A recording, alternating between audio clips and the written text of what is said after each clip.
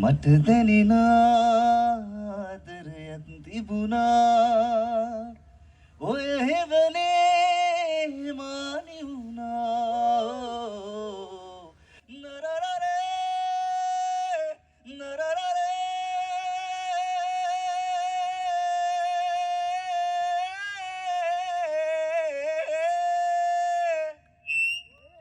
Thank you. නැති boyfriends වත් මතක් වෙනවා. ඉඳලා හිටලා තමයි මෙන්න මේ යකාට මෙන්න මේ වගේ හග් එකක් දෙන්නේ. මොකද කොල්ලගේ ෆිල්ම් එකේ එනවා පරාග.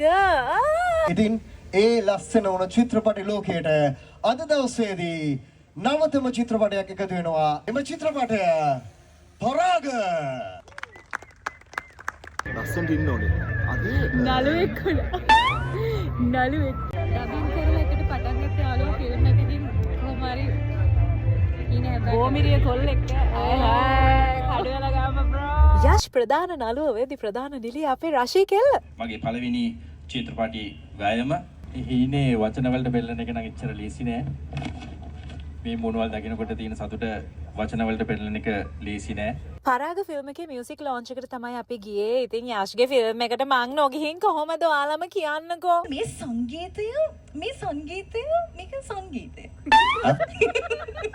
ලස්සන ඔගොල්ලෝ ආස විදිහේ සින්දු 4ක් එදා ලොන්ච් වුණා. නිමේෂ් කුලසිංහයි යසස් මැදගෙදරයි චමත් සංගීතුයි අපේ රවීනුයි හනයි ශාන් පුතයි විනුජයි මේ ඔක්කොම එකතු වුණාම නිකන් හිතා ගන්නකො ට්‍රැක්ස් කොයි වගේද කියලා.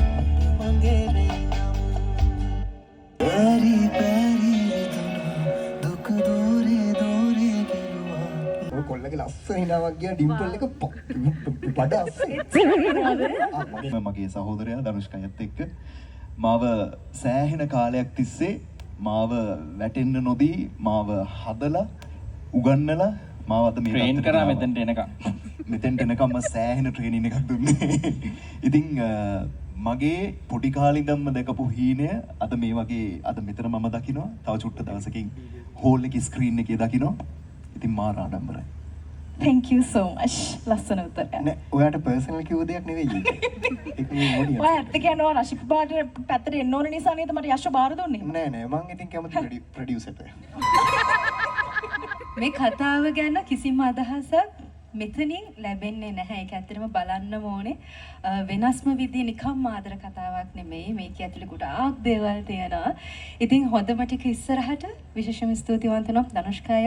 ඔයාගේ මේ කුළුඳු සිනමා නිර්මාණය මට දායක වෙන ලැබීම ගැන මම මාර සතුටු වෙනවා. ගොඩක් ස්තුතියි මාව තෝරගත්තට. ඒ වගේම ලක්ෂිත හොඳ අපිට බොහොම අපූර්ව සහයෝගයක් දුන්න මේ චිත්‍රපටිය පුරාවටම මේ අද මේක යථාර්ථයක් බවට පතලා තියෙන නිසා මේ ෆිල්ම් එකට සම්බන්ධ වෙච්ච එක මට ලැබිච්ච මගේ ගමන ලැබිච්ච තව තල්ලුවක් තව පුෂ් එකක්. බොහොම ස්තුතියි මාව තෝරගත්තට. නිමේෂය ධනුෂ්කය බොහොම ස්තුතියි මාව තෝරගත්තට. අර කලින් කිව්වා වගේ ධනුෂ්කය මාර කපටි වුණා එතනදී. වෙනම ශෛලීන් 4ක ගීත 4ක් තමයි මේකේ. කපටි නෙවෙයි. අණ්ඩපාලක. එක එක්කෙනා ගත්තොත් එහෙම එක එක විදිහයිනේ. එක එක විදිහේ අයට එක එක විදිහේ සින්දු 4ක් මේකේ තියෙනවා. ඉතින් ඔයාලත් මේ සින්දු ස්ට්‍රීම් කරන්න. මට දැනෙන සින්දු හරිම ලස්සනයි. ගිහිල්ලා අහලා බලන්න. ඉක්මනට පරාග මූවි එක බලන්න ලැබෙන්නවා කියලා හිතනවා.